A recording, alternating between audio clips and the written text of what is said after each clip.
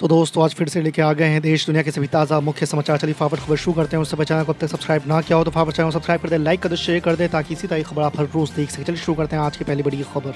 दिल्ली में पहलवानों के धरना प्रदर्शन और तमाम तरीके से बनाए जा रहे दबाव के बावजूद रेसलिंग फेडरेशन ऑफ इंडिया के प्रमुख बृजभूषण शरण सिंह को अभी तक गिरफ्तार नहीं किया गया है। आपको बता दें कि दिल्ली पुलिस ने कहा है कि बृजभूषण के खिलाफ पर्याप्त सबूत नहीं मिले हैं जिनके आधार पर गिरफ्तारी हो सके। आपको बता दें कि पहलवानों ने बृजभूषण पर यौन शोषण के आरोप लगाए हैं। कांग्रेस पार्टी की यूपी यूनिट ने पिछले दिनों ऐलान किया था कि वो जातीय जनगणना कराने और ओबीसी आरक्षण बढ़ाने की मांग को लेकर आंदोलन करेगी। कांग्रेस ने ओबीसी यूनिट की मीटिंग में ये ऐलान किया तो उसे अलग अंदाज में देखा गया। इसकी वजह ये थी कि अब तक कांग्रेस इस मसले पर चुप ही रहती थी, लेकिन ओबीसी आरक्षण और जनगणना की मांग से अब कांग्रेस नए तेवर में आती दिख रही है।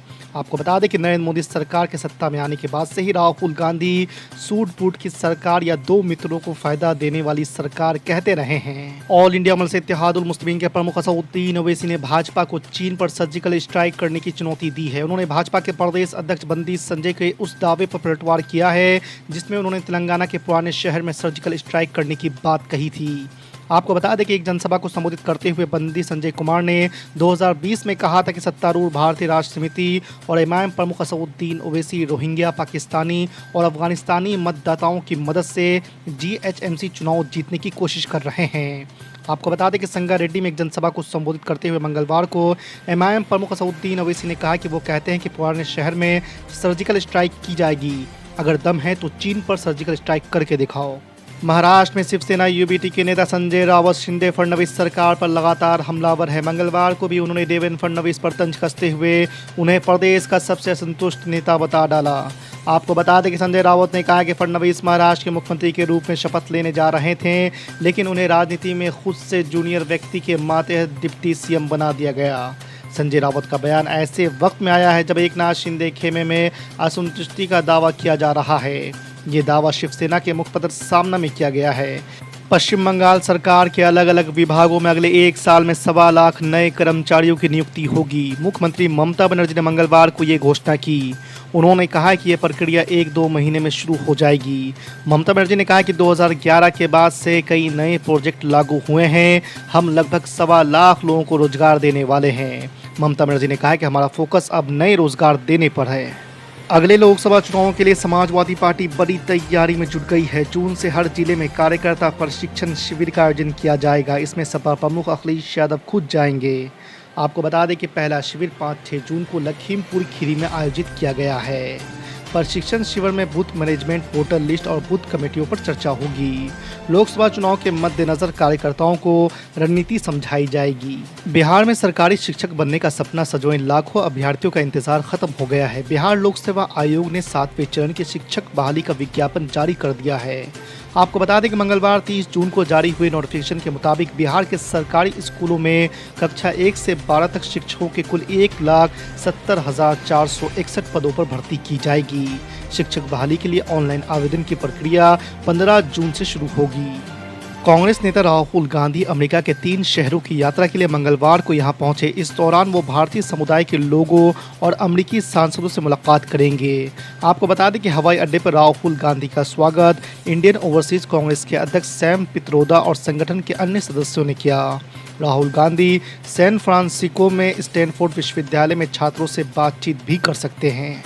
महाराष्ट्र में हाल ही में प्रदेश सहित पूरे देश में लव जिहाद और धर्मांतरण विरोधी कानून लागू करने की मांग को लेकर हिंदू समुदाय की ओर से हिंदू जन जागरण मोर्चा निकाला गया था। इसी को लेकर अब एमआईएम प्रमुख असदुद्दीन ओवैसी ने सोमवार 29 मई को मोदी सरकार पर जोरदार निशाना साधा है। उन्होंने कहा है कि वो इस बात का अफसोस होता है कि महाराष्ट्र में अब तक 50 जलसे हो चुके हैं, लेकिन उनके एक जलसे के भाषण को बड़ा चढ़ाकर दिखाया जा रहा है। उन्होंने बीजेपी की तरफ से हुए तमाम जलसों को कम्युनल रैली करार दिया। असदुद्दीन ओवैसी ने कहा कि इन जलसों को नाम दिया गया था हिंदू जन आक्रोश मोर्चा। ये सभी जलसे आरएसएस के इशारे पर निकाले गए थे।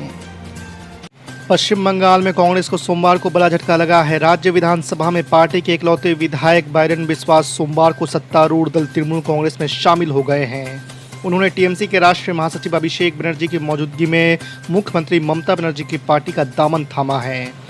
संयुक्त विपक्ष को लेकर नीतीश कुमार के फॉर्मूले पर कांग्रेस भी राजी होती नजर आ रही है। विपक्षी एकता की बात करते हुए कांग्रेस ने प्लान 450 पेश किया है। असल में साल 2024 में भाजपा के खिलाफ विपक्षी एकता की तैयारी जोरों पर है। इसको लेकर 12 जून को विपक्षी दलों की बैठक भी होने वाली है। आपको बता दें कि इस बैठक से पहले पूर्व गृह मंत्री पी चिदम्बरम ने कहा कि अगर सब कुछ ठीक रहा तो करीब 400 से 450 सीटों पर विपक्ष भाजपा के खिलाफ अपना संयुक्त उम्मीदवार उतार सकता है। योगी सरकार की बड़ी कार्रवाई, लापरवाही पर यूपी भवन के व्यवस्थाधिकारी समेत 3 हुए सस्पेंड। जी आपको बता दें कि नई दिल्ली के यूपी भवन में लापरवाही के चलते 3 अधिकारियों पर योगी सरकार ने बड़ी कार्रवाई की है। यौन शोषण का आरोप सामने आने के बाद राज्य संपत्ति विभाग ने व्यवस्थाधिकारी और 2 अन्य कर्मचारियों को निलंबित कर दिया है। तीनों पर अपने दायित्व के निर्वहन में लापरवाही बरतने का आरोप है। रामपुर पुलिस ने सपा के राष्ट्रीय महासचिव आजम खां पर शिकंजा कसा है। कोतवाली पुलिस ने आरपीएस की मान्यता के फर्जीवाड़े में भारी भरकम चार्जशीट कोर्ट में दाखिल की है। पुलिस ने इस मामले में आजम खां के साथ ही उनकी पत्नी डॉक्टर तजीन फातिमा और बीएसए दफ्तर में तैनात एक बाबू को भी आरोपी बनाया है। आपको बता दें कि इस मामले में दूसरी चार्जशीट दाखिल की गई है। बिहार के पूर्व उप मुख्यमंत्री और भाजपा सांसद सुशील कुमार मोदी ने कहा है कि नीतीश सरकार को नरेंद्र मोदी सरकार के बड़े बड़े काम भी नहीं दिखते हैं। आज़ादी के 75वें साल में देश को भव्य संसद भवन मिलना कोई काम नहीं है क्या? बिहार में 54,000 करोड़ की लागत से 6 लेन सड़कों का निर्माण कार्य भी कोई काम नहीं है क्या? सोमवार को जारी बयान में उन्होंने कहा है कि केंद्र सरकार ने 2,000 करोड़ खर्च कर पटना के गांधी सेतु को अपग्रेड कराया और नियमित महाजाम से मुक्ति दिलाई। क्या ये कोई काम नहीं है? दिल्ली पुलिस ने रविवार को जंतर मंतर पर पहलवानों के विरोध प्रदर्शन के आयोजकों और उनके समर्थकों पर दंगा करने के आरोप में एफआईआर दर्ज की है। दिल्ली पुलिस ने बयान जारी कर यह जानकारी दी है। पुलिस ने कहा है कि पहलवान बजरंग पुनिया, साक्षी मलिक, विनेश फोगाट और अन्य आयोजकों के खिलाफ एफआईआर दर्ज किया गया है। अनुमति नहीं होने के बावजूद कुछ पहलवान रात को जंतर मंतर पहुंचे थे, उनको वापस भेज दिया गया है। समाचार एजेंसी पीटीआई की रिपोर्ट के मुताबिक पुलिस ने प्रदर्शनकारियों के खिलाफ सरकारी कर्मचारियों के काम में बाधा डालने के आरोप में प्राथमिकी दर्ज की है। तुर्की के राष्ट्रपति रेसेप तैयब एर्दोगान ने आम चुनाव में एक बार फिर से जीत हासिल की है। उन्होंने विश्वास जताने के लिए देश के नागरिकों का आभार जताया है। कहा है कि ये तुर्कियों की जीत है। आपको बता दें कि 99% मतों की गिनती के बाद अघोषित नतीजे में एर्दोगान की जीत हुई है। इससे सत्ता में 20 वर्ष पूरे कर चुके एर्दोगान अगले 5 वर्ष भी देश के राष्ट्रपति बने रहेंगे।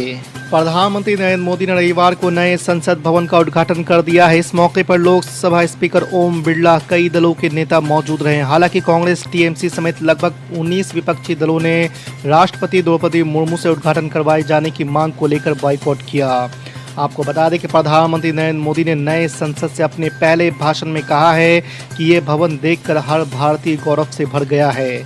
इस भवन में विरासत भी है और वास्तु भी है, संस्कृति और संविधान के भी स्वर हैं।